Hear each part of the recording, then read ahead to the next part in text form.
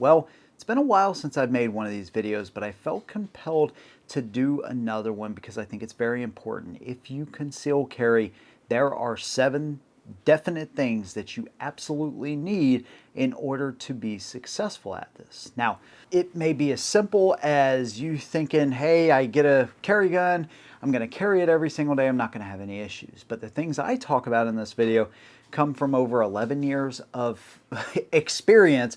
A lot of that is built into mistakes that I've made along the way as well. So I am not ashamed to point out those mistakes because fortunately they haven't been huge things, but they have cost me time and sometimes a little bit of pride. There are a lot of people that are concealed carriers that leave their home without their gun more often than not. I don't want you to be in that camp, and so hopefully I can help you out. There's some really interesting ones, especially the last couple I think are so important to this and not talked about enough in my opinion. But I'm going to give you my opinion. I want to hear yours, whatever it might be. Leave that down below. Let's go and jump right in. Let's start with the very basic things, right? A good carry gun. There's a lot of them out there. This is not a video telling you about which one I think is the best and why necessarily, but there's some that I gravitate to more than others, right? Shield Plus, the Bodyguard 2.0, especially the carry comp, I think that's the best option right now.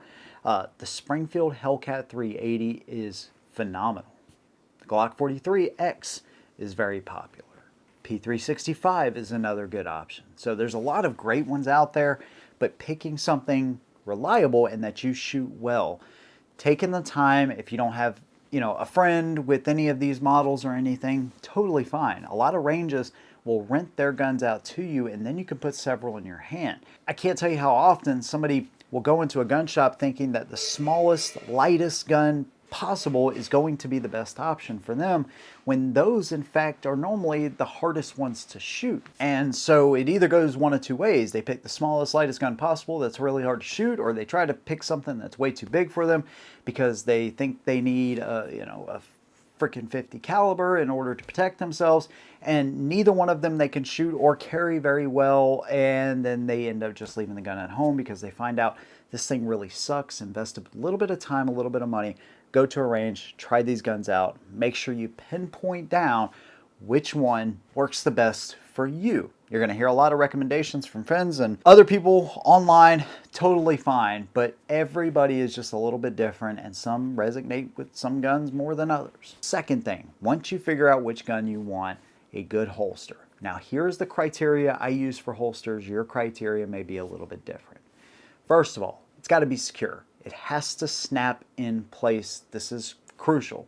You want your gun to be in the same place every single time, and you want to have that training down when you're drawing out of the holster.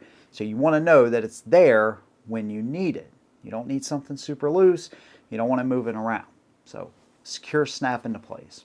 It also needs to be comfortable and light. There's a lot of holsters out there that are just way too big.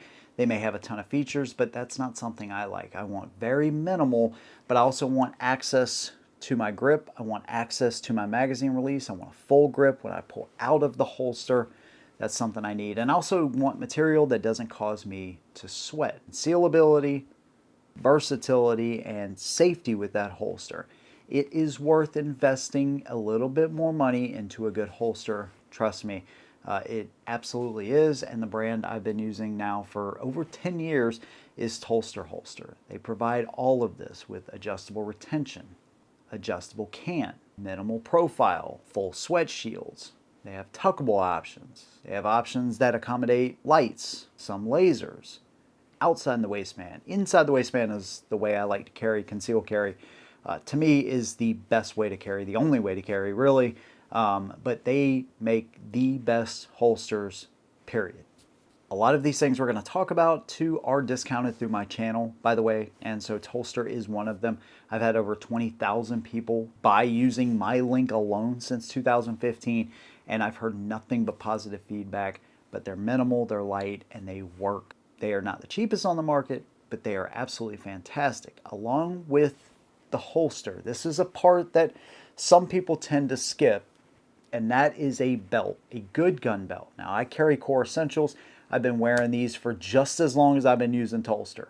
I'm very loyal. When I find a company that I really like and I have good relationships with, I tend to stick with them. And Core Essentials, the longevity, the flexibility, right? I've lost almost 40 pounds this year alone. And so the fact that, I've been able to cut my belts down to the size I am now is pretty freaking phenomenal. Otherwise, I would have had to replace these belts long ago or put holes in them and all that kind of stuff. They actually have an adjustable track so you can quickly loosen the belt up or tighten it up as needed. And they provide a solid foundation for your gun to sit on. So if your belt is flimsy, right, and it folds under the pressure of your gun, then it's going to make your pants sag. It's going to cause the gun to kind of sag down to that side. That's not something you want. You want a firm foundation so those clips ride over the belt. It's designed to be carried with a firearm, and so it's going to support that weight. It's going to support probably way more weight than what you're going to put on it. And so that keeps it firmly in place, and it's not going to cause all this movement that a regular leather belt will. Here's one of the most crucial things that you need, and it's, in my opinion, it's not talked about enough, but a lot of people are actually starting to catch on. So this has changed over the past 10 years since I've been doing, or over 11 years now that I've been doing this.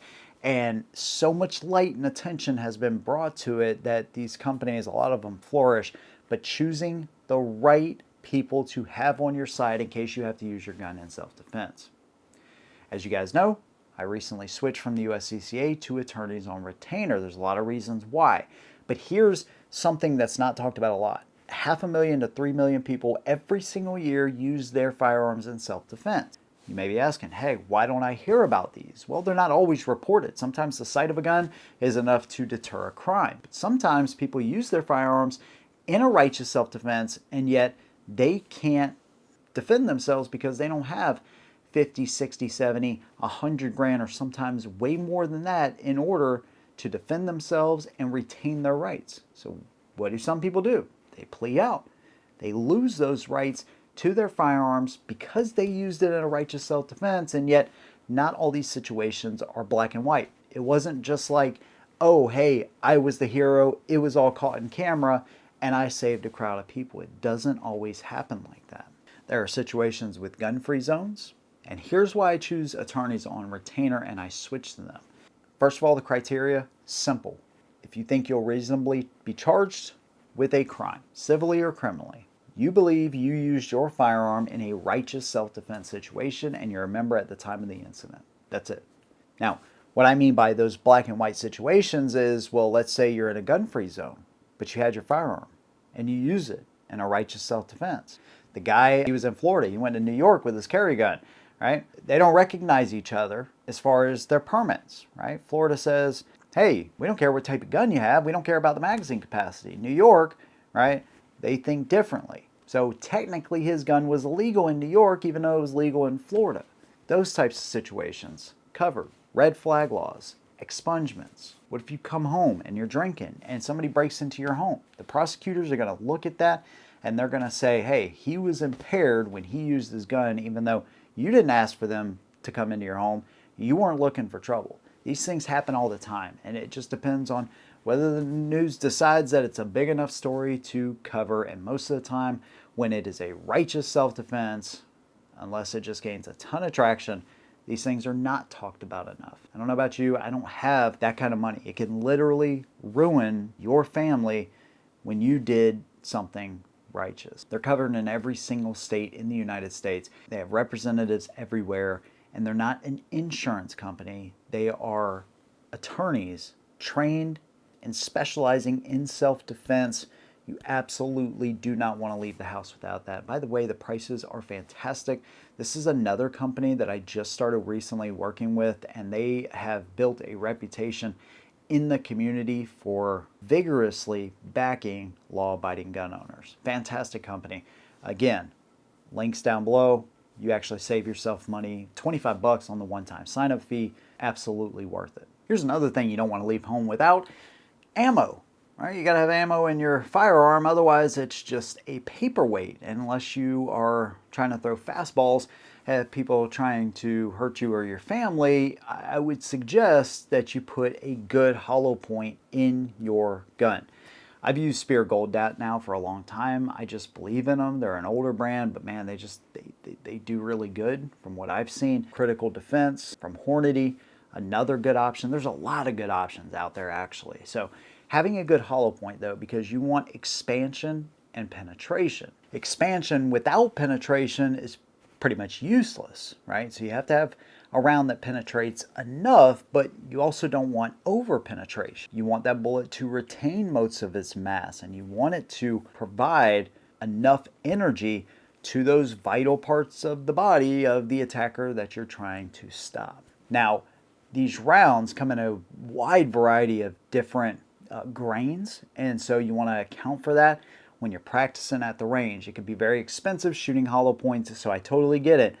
But I can almost assure you that most of these rounds are going to shoot a little bit different. They might print a little bit different. So you want to account for that. You want to at least just shoot one box of that ammo. Plus you want to make sure that it actually cycles through your gun. Sometimes some certain guns just, the way the feed ramps are designed or the magazines, they just don't like other, certain types of ammunition. So this is something that you want to consider as well. This is, again, a little bit of an investment, but we're not talking about thousands of dollars at this point, unless you just buy some freaking Gucci Glock or you're buying Terran Tacticals or high-end 1911s or whatever, well then, yeah, okay, it can run up there. But still, this is fairly inexpensive and just a little bit of investment into yourself to protect yourself and your family. That's something you need. Here's another tool that I have been admittedly a little bit lazy on, and that is the Neo Mag. So this thing right here, in my opinion, it is the most comfortable way to carry a spare magazine. Tolster actually sent me a couple of these, and I'm very appreciative of that.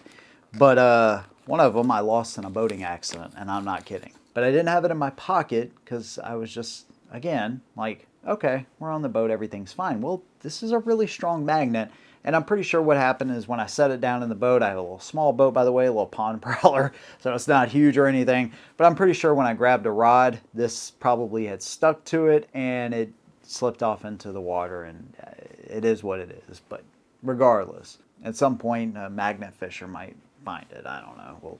We'll see. But they were nice enough to send me another one out. I have seen and covered way too many incidents on this channel to know that multiple attackers is a real thing and a real possibility. Missing shots, if you look at police records and the amount of shots they actually hit, the hit numbers are abysmal. I want to say, I'm trying to think about that video I made just a few months back. 30%, right? And that's I think, being pretty gracious. And not that all police officers are like the most highly trained when it comes to guns and shooting, but some of them are. I mean, those numbers are just kind of abysmal, and I think that's the best implication we have to go off of. The point is, under stress, anxiety, adrenaline, everything running through, it's so much different. And fortunately, I've never found myself in this situation, and I don't want to. The point is, missing shots is a real possibility. If you only have 6 or 10 on you, and people keep coming at you, shots are missed, and you have no way to carry a spare magazine. Remember that thing I talked about, throwing your gun at somebody? That might be your last resort. Having a way to carry a spare magazine is absolutely crucial. And being able to put this thing, just slip it right in my pocket. The clip is super strong on it, and they have them for, specific 380s or 9mm, right?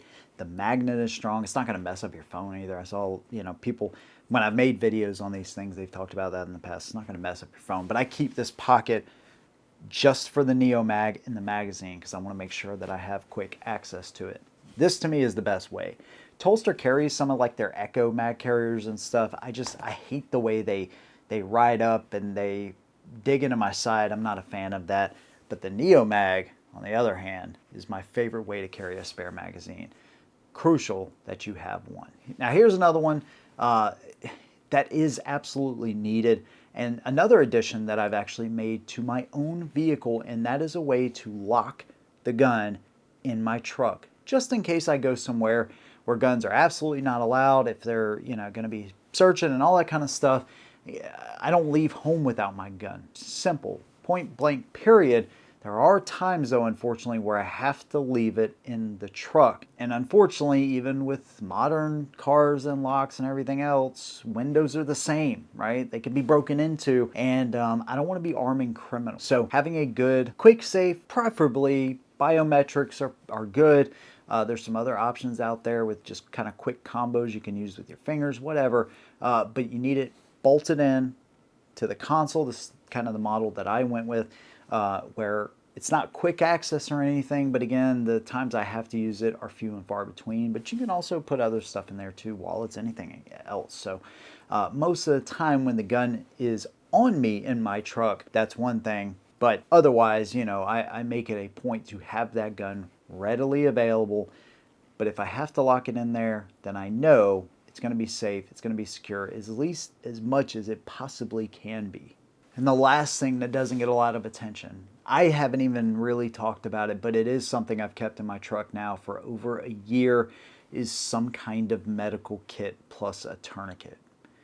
The chances of being injured in a firefight, self-defense situation are real. Chances of coming across somebody injured in a vehicle, a car crash, are real. So if you have the chance to help somebody out, and you can, and you know how to use this stuff. Now look, there's so many great videos that you can find on the internet right now that can show you how to use a tourniquet, proper placements, different injuries, medical kits, all that kind of stuff. And for the price that we're talking, it really is absolutely worth it. You get injured, God forbid shot, something like that, if you can stop that, then you don't have to worry about, you know, kind of bleeding out or anything like that, or if you can help somebody else, right, and intervene. So this is a really cheap and inexpensive way to make sure that you're prepared if something like this happens. Look, I know this video covers a lot, and what it says to probably some people is like, oh, you're just paranoid. But I think the vast majority of us understand that there is more responsibility put on gun owners than almost anybody else. And that's fine, because we're the ones that are willing to intervene. When others talk about gun control, we're the same ones that would protect those that preach gun control on a daily basis. We're the ones that would step in, and we do step in way more often than what the news would like you to believe. This is a foundational right, and along with those additional responsibilities comes righteousness, in my opinion. Righteous self-defense, the ability of self-preservation. This is something that I think our founders obviously believed in, and it is so vital going forward. So if lawmakers won't get crime, under control, we got to step in. You work late nights, you got to step in. That's something else you want to consider. Red dots and stuff, especially if you're out late at night a lot. Potentially lights on you, right? Having some kind of EDC light. I just picked up a new one. Actually, I might do a EDC dump. Dude, I haven't done one of those in years too. But regardless, having some kind of light source, a red dot on your carry gun, very good idea. All of these things, there's a lot to it. But again, I think the investment is minimal to be able to protect yourself. There you go. There's my opinion. I'd love to hear, what do you consider the bare minimum when it comes to concealed carry? Let me know down below. If you like what I do, consider subscribing. See you in the next one. And as always, hold it down.